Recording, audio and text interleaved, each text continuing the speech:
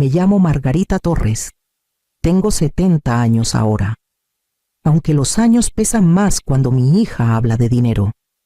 La mayoría de las mañanas en Mérida comienzan igual para mí. La luz suave se cuela entre los árboles de flamboyán, el murmullo lejano de un barco en el puerto y el aroma del café flotando desde mi cocina.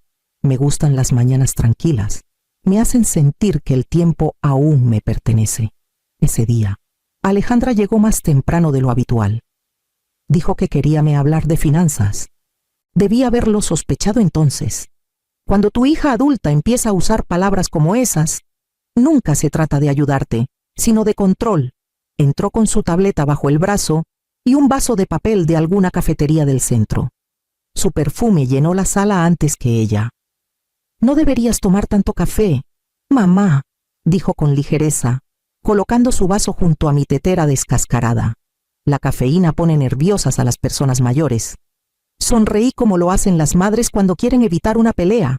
Se sentó frente a mí, deslizando el dedo por la pantalla, sus uñas repiqueteando contra el cristal. Por un momento, solo la observé la curva de su mandíbula, la peca diminuta bajo su ojo izquierdo. Mi hija, la misma niña que alguna vez tocó Chopin con los pies colgando del banco del piano. No levantó la vista cuando habló. De ahora en adelante, mamá, nosotros manejaremos tu cuenta de jubilación. Tú seguirás firmando, pero yo me encargaré de las transferencias. La cuchara se me resbaló de la mano. El sonido metal contra azulejo resonó fuerte en la cocina. La miré, esperando una broma, una sonrisa, algo.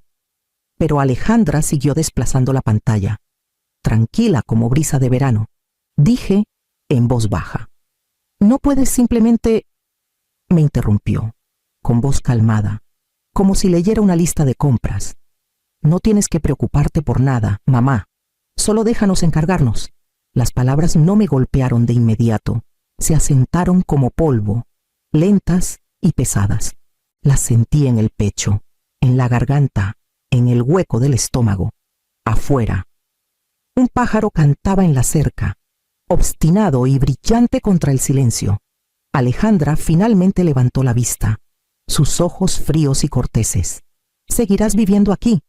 «Claro, Gabriel y yo nos ocuparemos de las cuentas». Asentí porque no confiaba en mi voz. Mis dedos encontraron la cuchara, aún fría en el suelo. La enjuagué bajo el grifo y la puse de nuevo en la encimera, como si nada hubiera pasado. Cuando Alejandra se fue, el café ya estaba frío. La casa se sentía más pequeña, como si sus palabras hubieran ocupado un espacio que antes era mío. Limpié la mesa despacio, con cuidado de no temblar. Afuera, el viento movía las hojas de los flamboyanes.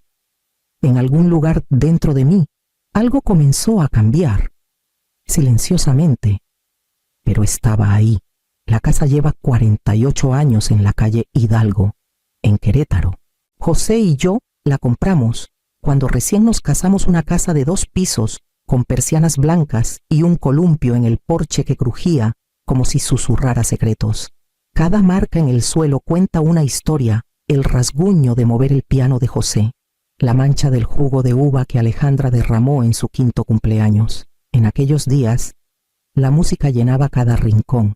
Daba clases de piano en la sala, 40 años de manos pequeñas tocando notas equivocadas, de madres esperando en sus autos afuera, de risas resonando por el pasillo. Cuando José llegaba del taller, se apoyaba en el marco de la puerta, escuchando mientras yo tocaba. No decía mucho, pero cuando sonreía, sabía que era suficiente. Después de que él falleció, el silencio cambió, se volvió más pesado, pero aún amable. Aprendí a vivir con él. Lo que no podía soportar era el tipo de silencio que llegó cuando Alejandra y Gabriel comenzaron a ayudar. Todo empezó con cajas. Llenaron el pasillo con carpetas etiquetadas como potencial de mercado y evaluación de propiedad. Gabriel dijo que eran temporales, pero pasaron semanas y se multiplicaron folletos de casas que no eran la mía. Dijeron que era por el seguro, pero se sentía como si planearan venderla a mis espaldas. en colonias donde nunca viviría. Alejandra trajo cortinas nuevas, beige y delgadas, reemplazando las pesadas que José había elegido. Más luz, dijo. No le dije que prefería las sombras. Por las tardes, la encontraba caminando por la casa, tomando fotos con su celular. Por el seguro, decía. Siempre usaba palabras prácticas, ordenadas, que no dejaban espacio para emociones. Pero cuando la escuché susurrar a Gabriel en el porche, se venderá más rápido de lo que pensé, se me heló el estómago. Hablaban de mí como si fuera un obstáculo, no una persona. Me quedé en la cocina, fingiendo limpiar la encimera, escuchando sus voces flotar a través de la puerta mosquitera. Esa noche, me senté en la oscuridad al pie del piano. Las teclas estaban polvorientas, intocadas. Mis manos flotaron sobre ellas, inseguras de qué melodía aún me pertenecía. La casa, que alguna vez fue mi mundo, ahora se sentía prestada, como si yo viviera aquí por la gracia de alguien más. Afuera, una tormenta se formaba sobre los tejados de Querétaro, el trueno bajo y paciente. Dentro, sentí algo que no había sentido en años: miedo, no de perder la casa, sino de ser borrada de ella por completo. A la mañana siguiente, crucé la calle hacia el porche de doña Rosa. Ya estaba afuera, como siempre a las 8, con una taza de té en la mano y el cabello recogido bajo un pañuelo.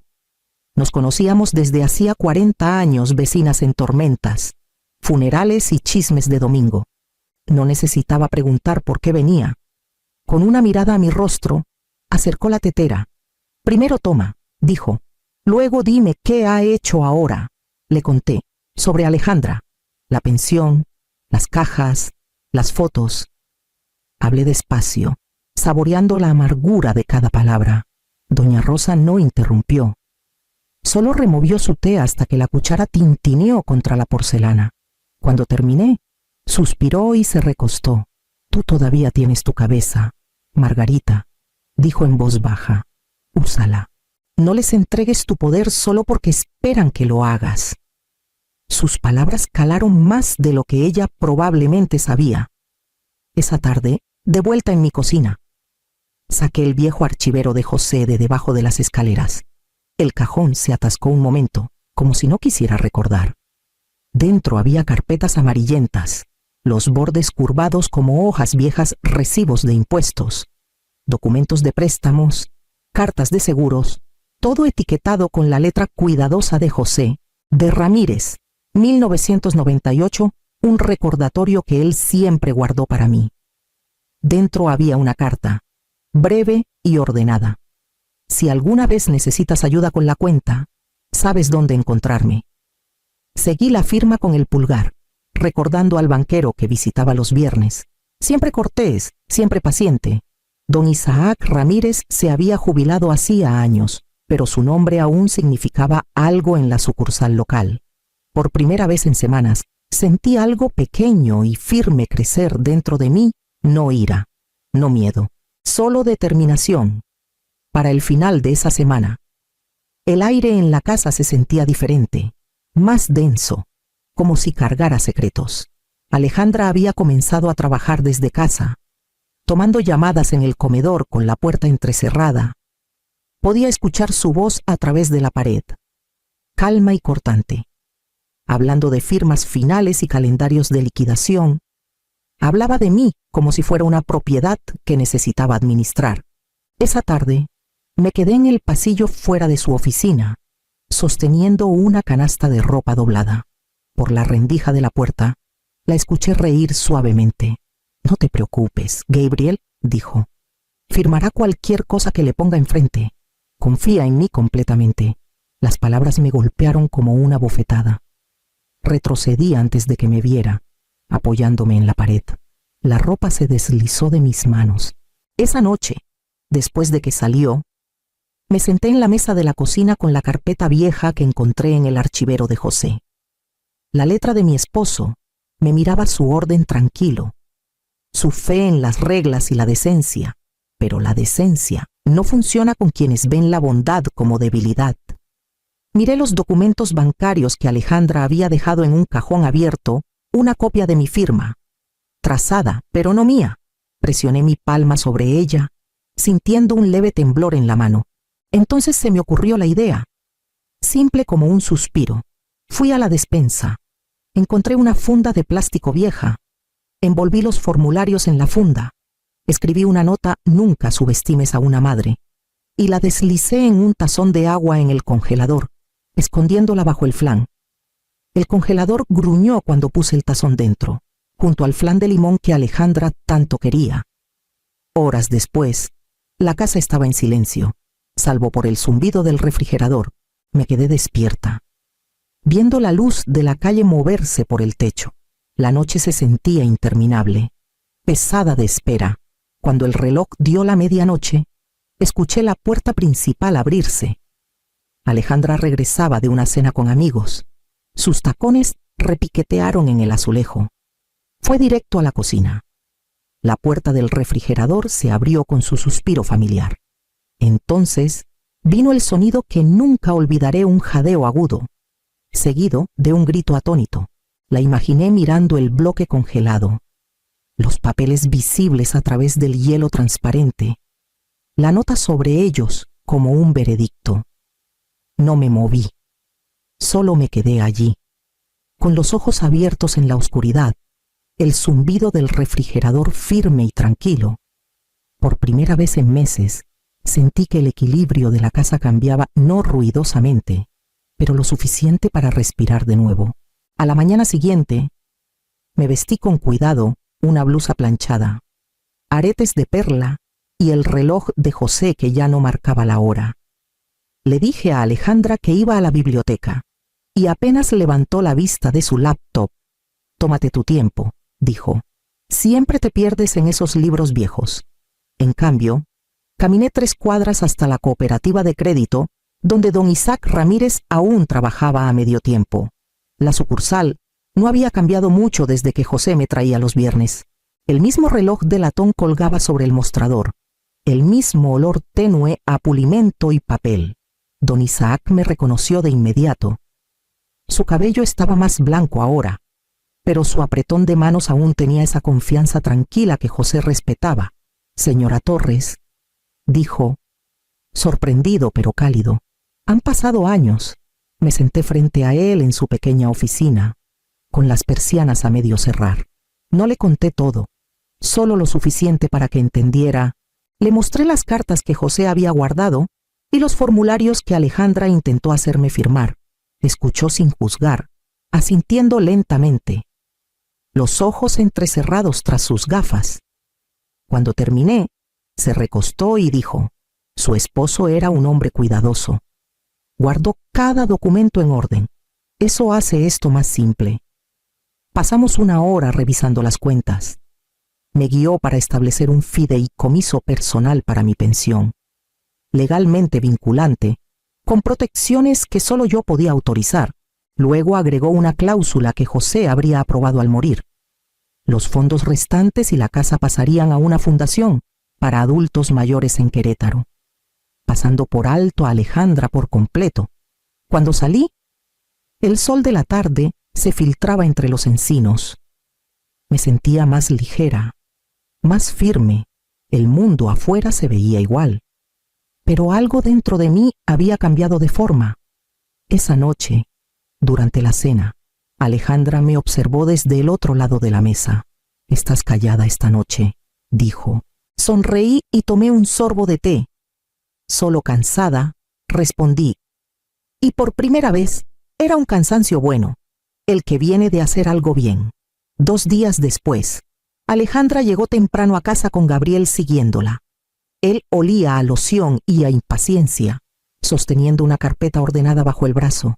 «Mamá», dijo Alejandra con ese tono brillante y cuidadoso que usaba cuando estaba a punto de mentir.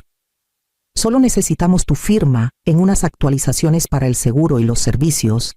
Nada complicado». Gabriel sonrió, delgado y practicado. «Es solo para facilitar las cosas para todos».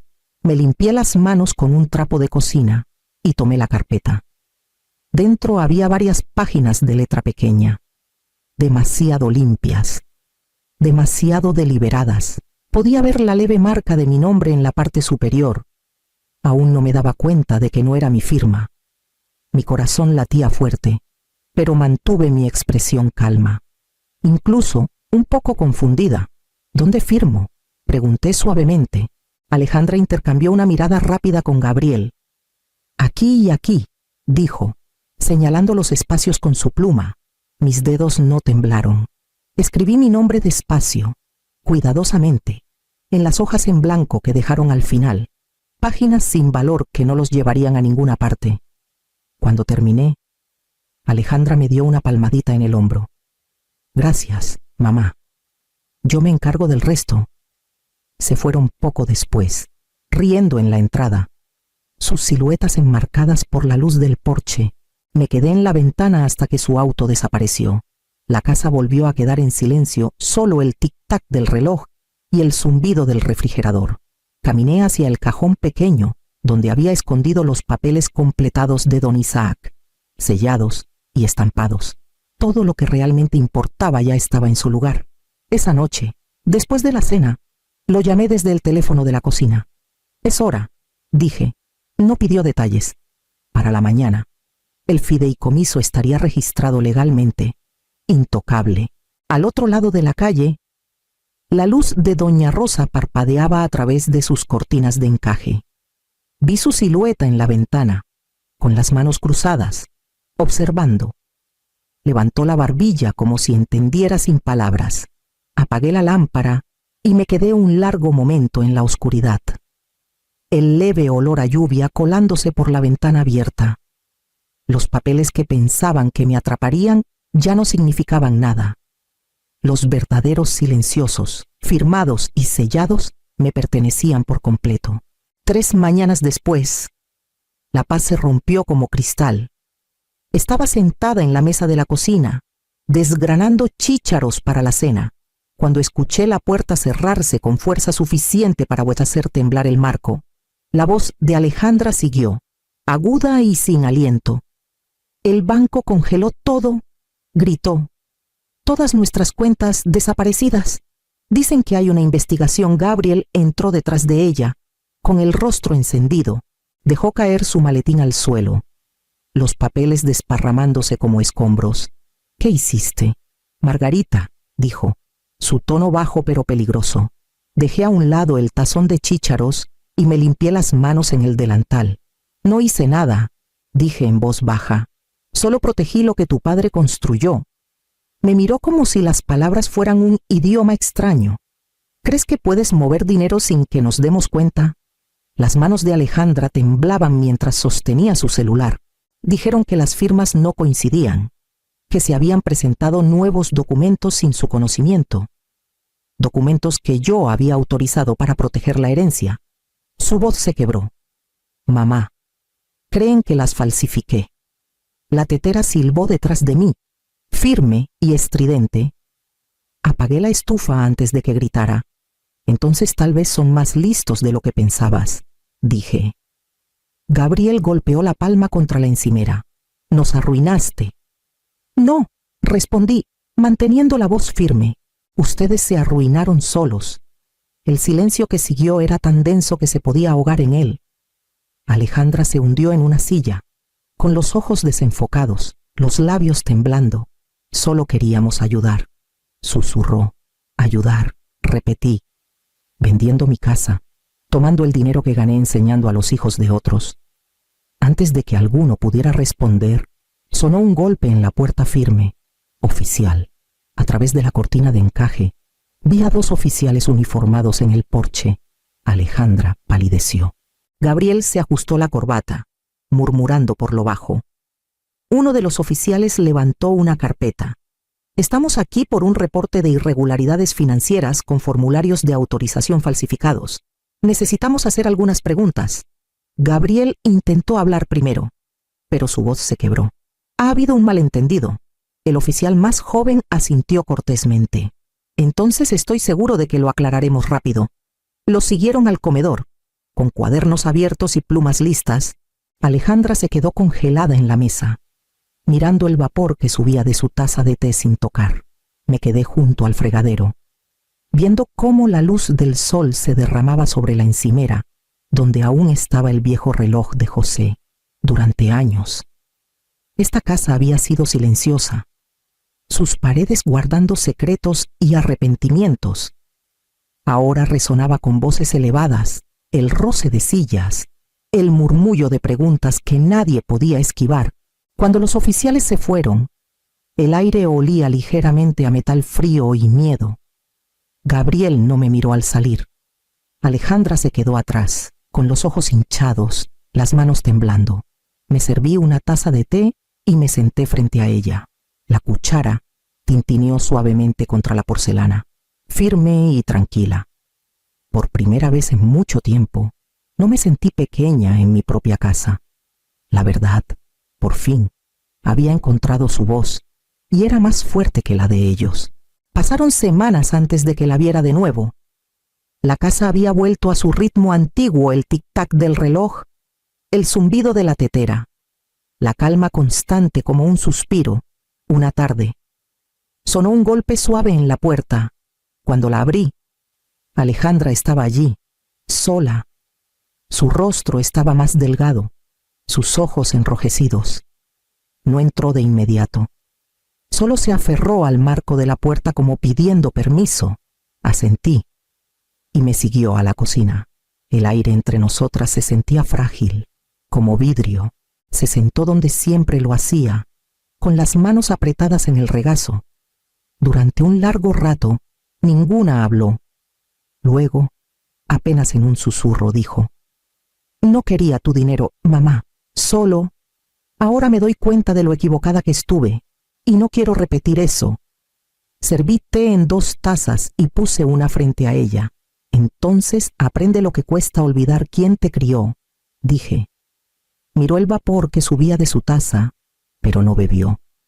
El silencio ya no era cruel, solo cansado, hueco, necesario.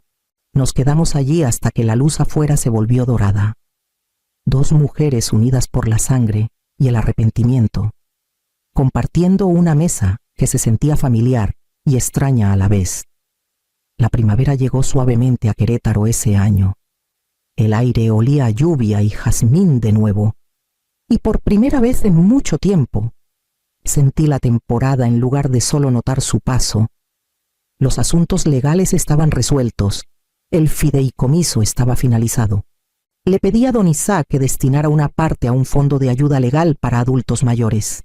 Para mujeres como yo, le dije, las que no se dan cuenta de que aún tienen opciones. Sonrió y prometió que lo haría. Doña Rosa no vivió para verlo. Falleció silenciosamente una mañana, con su taza de té aún a medio llenar, su silla del porche vacía al mediodía. El vecindario se reunió esa noche con velas y voces suaves. Cuando todos se fueron, me quedé atrás, viendo las luces parpadear en su ventana. Ella había peleado sus batallas mucho antes que las mías y nunca perdió su gracia. Tras su funeral, me encontré sola en la cocina, con el crepúsculo presionando suavemente contra los cristales. La casa estaba en silencio, pero ya no era el silencio hueco de antes. Encendí la luz que José instaló sobre la encimera poco después de casarnos, hace 50 años. Su resplandor se extendió por los azulejos, suave y constante. «Esta luz ya no es para esperar», murmuré. «Es para la paz». El refrigerador zumbaba quedamente en la esquina. Un sonido que ya no cargaba tensión, sino consuelo. Puse una taza de té en la mesa y dejé que el momento se alargara. Afuera, el último rayo de sol se fundió con la brisa del río. Más tarde, me senté al piano y levanté la tapa. Mis dedos encontraron una vieja melodía, algo que José solía tararear mientras arreglaba el columpio del porche. Las notas flotaron por la ventana abierta, mezclándose con la cálida noche de Querétaro. Por primera vez, la música no resonó contra el duelo. Simplemente se quedó calma, segura, completa. Mi nombre es Amalia Torres. Tengo 75 años. Enseñaba piano en mi pequeña casa en la calle Magnolia, en Mérida. Un lugar que olía a aceite de limón y partituras. Era una casa donde cada sonido tenía historia, el tic-tac del reloj, el columpio del porche, incluso la tabla suelta del pasillo que Gabriel, mi difunto esposo, nunca tuvo tiempo de arreglar. Me gustaba vivir sola, me gustaban mis rutinas, pero mi hijo, Luis, empezó a llamar todos los días después de que me resbalé en la cocina el mes pasado. No es seguro, mamá, dijo. Solo hasta que estemos seguros de que estás bien. Esa mañana, llegó con café y esa sonrisa suya que siempre me ablandaba. Conducimos por Mérida bajo un sol pálido de invierno, pasando por los flamboyanes y las casas viejas que se inclinan hacia el río. Pensé que era como un paseo de domingo, hasta que las señales del camino cambiaron y llegamos a un estacionamiento de grava con un edificio de ladrillo al fondo. Hogar de Cuidados San Cristóbal. Adentro, el aire era fresco y olía levemente a cloro y puré de manzana. Una mujer con uniforme azul nos recibió con una calidez ensayada. Luis habló por mí mis medicamentos, mi seguro, mi estancia temporal. Ella le dio unos formularios y él firmó sin dudar.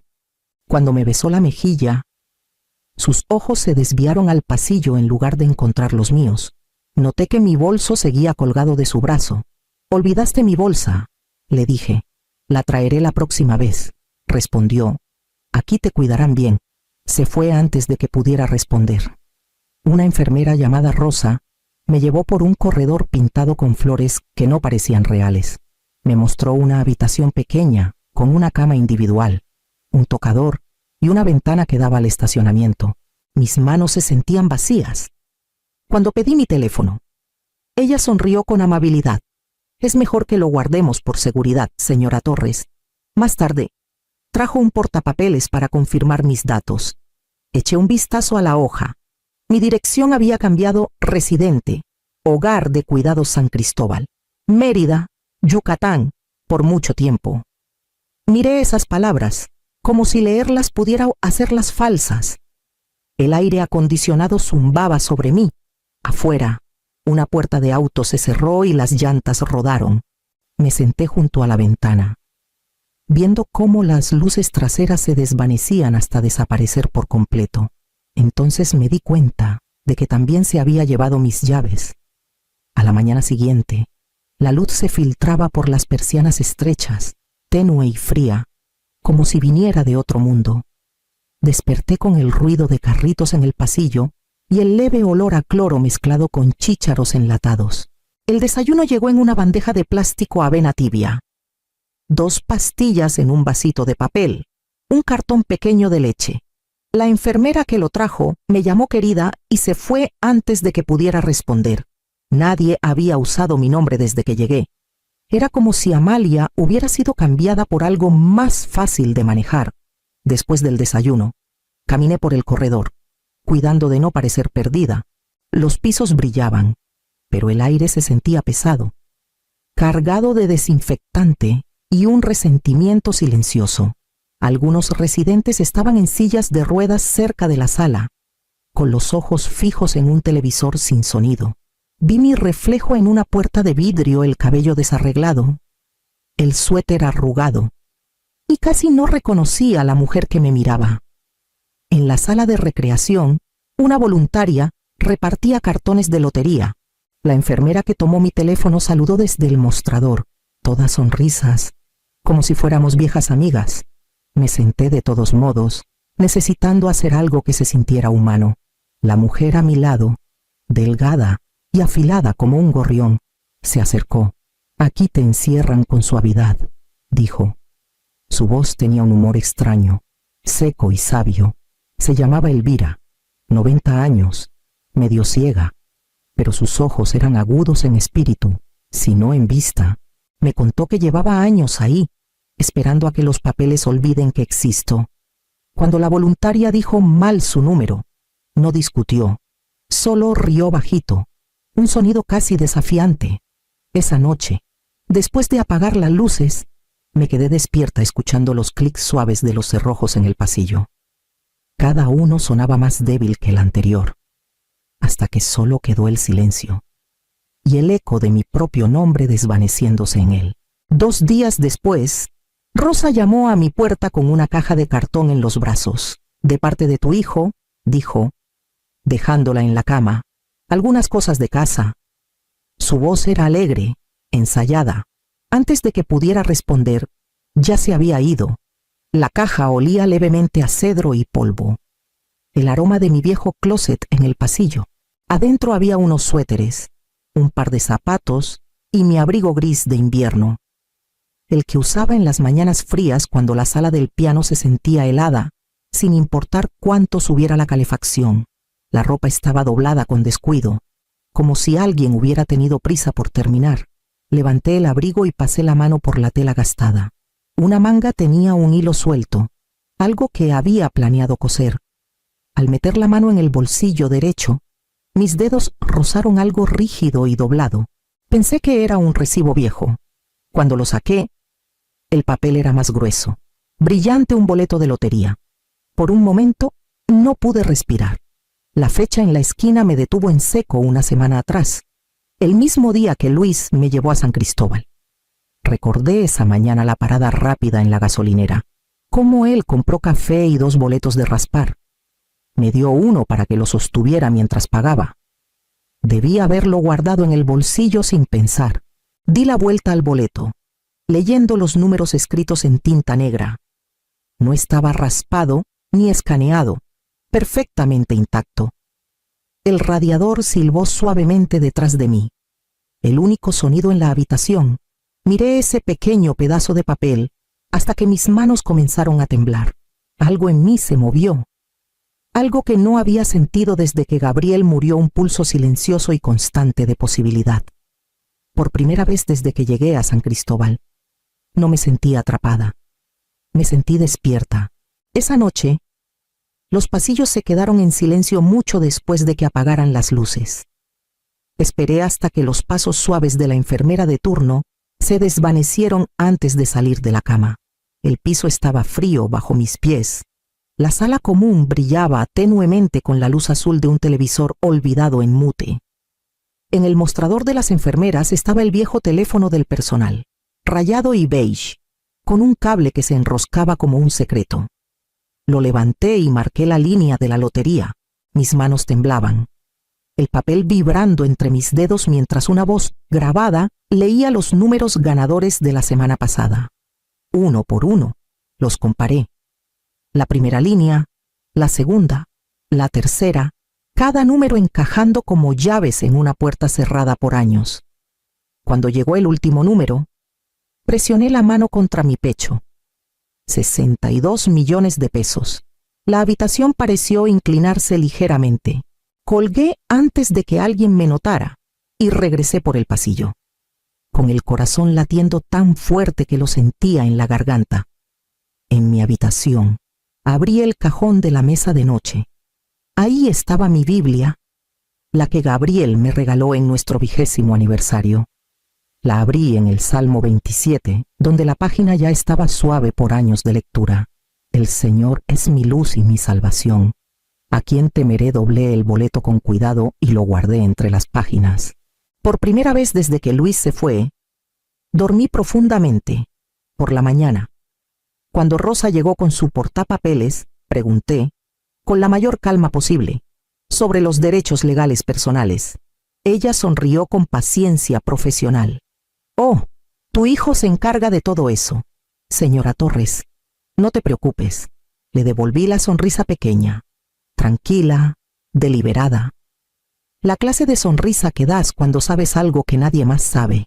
Los siguientes 3 días pasaron en una calma extraña.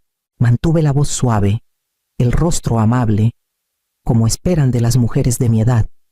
Pero por las noches me quedaba despierta, con la Biblia abierta en mi regazo, el boleto escondido como un latido entre las páginas. Necesitaba a alguien que supiera cómo protegerlo, alguien fuera del alcance de Luis.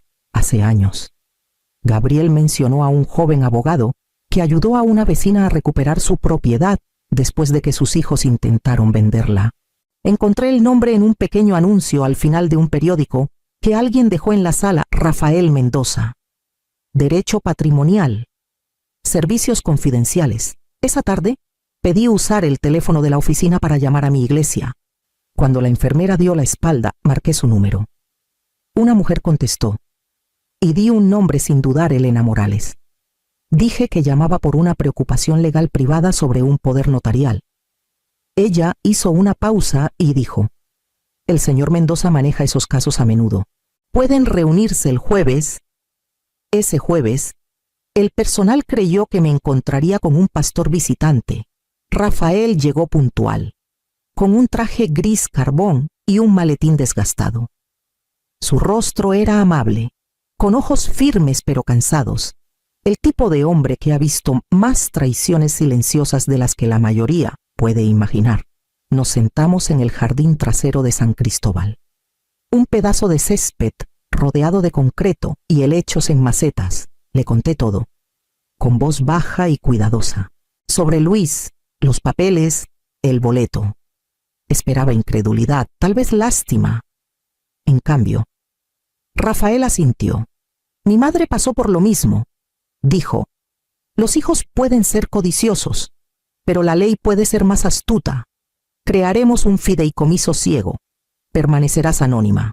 En cuanto al poder notarial, hay formas de impugnarlo discretamente. Su calma me dio fuerza.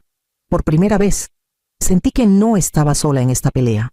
Cuando nos levantamos para irnos, dijo, la ley se mueve despacio. Señora Morales. Lo miré a los ojos y sonreí. La edad también, pero siempre llega. Él rió bajito y por un momento, el jardín casi se sintió vivo otra vez.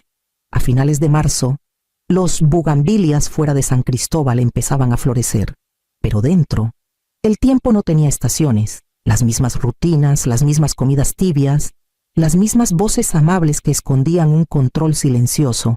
Doblaba toallas en el cuarto de lavado común, fingiendo paz. En realidad, esperaba la llamada de Rafael.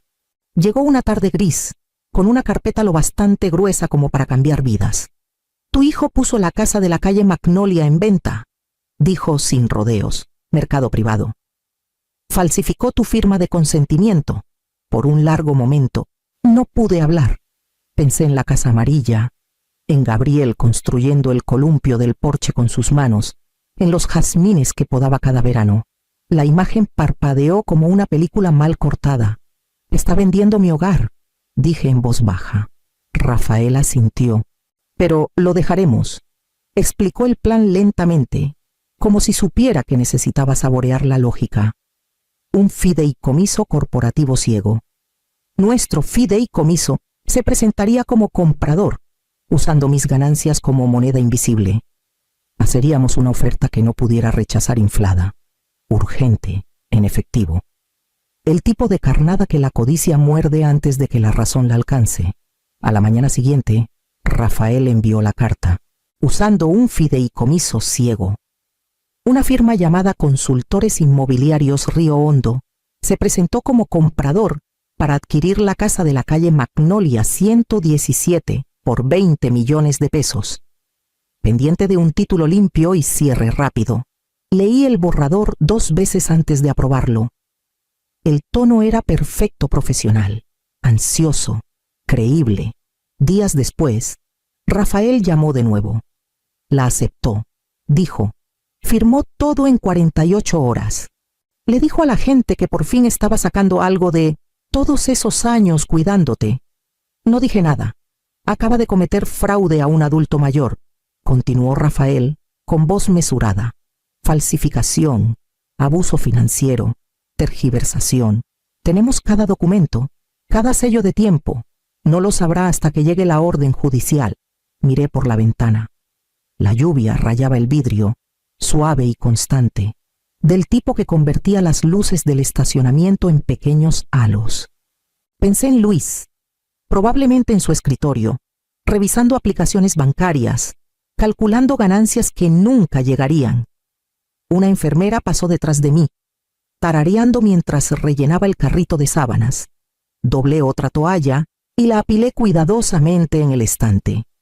El algodón estaba caliente, recién salido de la secadora, pero mis manos estaban frías, afuera. El trueno retumbó a lo lejos. Por primera vez, no sonó como advertencia. Sonó como la justicia acercándose con pasos lentos y pesados. Doblé la última toalla. La presioné plana y susurré para mí misma: que llueva. Llovía de nuevo cuando Luis apareció en San Cristóbal. Desde la recepción llamaron para decir que tenía un visitante, y por un momento pensé que se habían equivocado.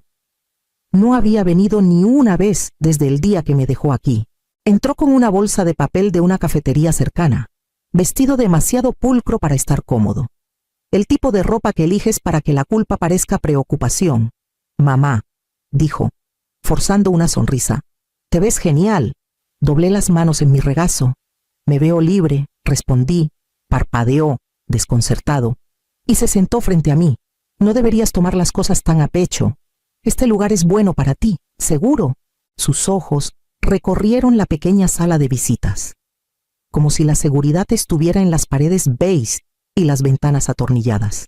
Serví té en 2 tazas desparejadas, el vapor enroscándose entre nosotros. «Debes estar ocupado», dije, «vendiendo casas, firmando papeles». Se congeló un segundo de más. «¿Has hablado con alguien?», dijo. «Mamá, escucha. Los abogados pueden aprovecharse de gente como tú. No necesitas». Dejé la tetera con suavidad. «Deberías tener cuidado con lo que firmas». Luis rió. Un sonido hueco. «Solo digo, no todos tienen tu bienestar en el corazón, ¿cierto?», dije. «Algunos tienen el suyo propio». El silencio que siguió fue frágil y afilado. Por primera vez, lo vi mirarme de verdad, no como la mujer frágil que pensó que había guardado, sino como la madre que lo crió durante despidos y funerales, que equilibró cuentas y le compró zapatos que no podía pagar. Se levantó de golpe, murmurando algo sobre el tráfico. No me puse de pie para despedirlo. Cuando la puerta se cerró tras él, Elvira, sentada junto a la ventana, no levantó la vista de su tejido. «Acabas de cargar el arma, querida», dijo en voz baja. Tomé mi taza, aún caliente, y bebí en silencio. La lluvia afuera se había suavizado a un ritmo constante medido. Paciente, imparable. El juzgado en la avenida Independencia olía levemente a lluvia y madera vieja. Rafael caminaba a mi lado, con su maletín en una mano, su calma estabilizando el aire entre nosotros. Llevaba mi mejor abrigo, el gris que Luis envió, y mantuve la barbilla en alto. El Tribunal de Sucesiones de Mérida no era grande, pero sus paredes cargaban el peso de verdades largamente atrasadas. Adentro, Luis estaba sentado en la mesa opuesta, con la corbata torcida. Su expresión atrapada entre irritación y miedo evitó mis ojos. Su esposa no estaba con él. Tal vez incluso ella sabía cuándo desaparecer. Cuando el secretario dijo mi nombre, me puse de pie lentamente, sintiendo cómo la sala se movía. Rafael comenzó con precisión cada documento, cada sello de tiempo, cada firma falsificada proyectada en la pantalla para que todos la vieran. La letra de mi hijo parecía infantil bajo la luz fluorescente. «Este documento», dijo Rafael, «fue firmado después de que la señora Torres ya estaba internada en San Cristóbal. Los registros de ingreso muestran que no tuvo acceso a papeles legales ni a asesoría externa. La firma que autoriza la venta de la propiedad es falsificada, y las transferencias bancarias indican la intención de lucro personal». El abogado de Luis intentó objetar, pero incluso su voz titubeó. La jueza, una mujer de cabello gris con la postura de alguien que ha visto demasiadas familias colapsar por codicia, se inclinó hacia adelante. «Señora Torres», dijo. «¿Desea hablar?». Me acerqué al micrófono. No me preguntaron. Dije simplemente, «me quitaron». La sala quedó en silencio. Mi voz no tembló. No necesitaba hacerlo. Rafael entregó el archivo final, prueba de la venta intentada, el consentimiento falsificado y el fideicomiso que ahora protegía legalmente mis bienes. La jueza lo revisó en silencio. Luego asintió una vez. «A partir de este momento, el poder notarial de Luis Torres queda revocado. Todas las cuentas relacionadas quedan congeladas hasta nueva revisión». Este caso será referido a la Fiscalía para investigar bajo los estatutos de explotación financiera de adultos mayores. El rostro de Luis se desvaneció hasta el color del papel mojado. Mientras el alguacil recogía los documentos, noté un movimiento al fondo, 2 reporteros de un canal local levantando sus cámaras. Cuando el martillo golpeó, el sonido fue pequeño, casi tierno, pero para mí sonó como un trueno. Afuera, el aire olía a lluvia otra vez. Me quedé en las escaleras del juzgado, con la ciudad moviéndose a mi alrededor, y por primera vez en meses, el silencio me pertenecía. Las noticias se esparcieron más rápido de lo que esperaba. En 2 semanas, la cara sonriente de Luis apareció en todos los canales locales titulares sobre documentos falsificados, abuso a adultos mayores y el caso del fideicomiso de Mérida. Los reporteros usaron palabras como traición y explotación, palabras que antes solo existían en susurros a puertas cerradas. Su empresa, una pequeña inmobiliaria construida con encanto y credibilidad prestada, se deshizo de la noche a la mañana. Los clientes se retiraron, los socios desaparecieron y, para finales del mes, se presentaron los papeles de bancarrota. Su esposa solicitó el divorcio 3 días después. El banco embargó su casa, todo lo que había tomado. Cada comodidad que alguna vez dijo que no necesitaba, se fue. Rafael me llamó una mañana para actualizarme. Su voz era calma, firme, pero podía escuchar un leve rastro de lástima bajo su profesionalismo. Está libre, bajo fianza, dijo. La fiscalía está avanzando. No hay vuelta atrás para él ahora. Lo agradecí. Colgué y miré la lluvia deslizarse por mi ventana en San Cristóbal. La tormenta finalmente había llegado, pero era él quien estaba en el centro. Esa tarde, Rafael salió del juzgado tras presentar el último lote de órdenes judiciales. Más tarde me contó qué pasó después. Luis lo estaba esperando en las escaleras, empapado, con el cabello pegado a la frente. «Arruinaste mi vida», gritó, con la voz quebrándose entre rabia y desesperación. La gente se detuvo a mirar. Rafael no discutió. Solo lo dejó hablar hasta que el silencio pesó más que sus palabras. Minutos después, Luis se fue manejando bajo la lluvia, con las manos apretadas en el volante mientras la carretera mojada dificultaba el control. Los testigos dijeron que iba rápido, con los faros cortando sábanas de lluvia. Luego, una curva cerrada, el destello de la barandilla y el sonido del metal doblándose sobre sí mismo. Sobrevivió. Pero cuando los médicos lo sacaron del accidente, dijeron que la columna se había roto demasiado limpiamente para repararla. Una semana después, fui a verlo una vez, solo una. El hospital olía a antiséptico y finales. Parecía más pequeño en la cama, con el rostro pálido contra la almohada blanca. Dijiste que querías mantenerme a salvo, susurré. Ahora sabrás lo que se siente depender de la bondad de extraños. Me di la vuelta y me fui. No miré atrás. Para el verano, los tribunales, los abogados y los titulares se habían desvanecido en algo más tranquilo. Con la ayuda de Rafael, compré una pequeña cabaña junto al río Usumacinta, un lugar escondido detrás de magnolias donde el aire olía a sal y pino.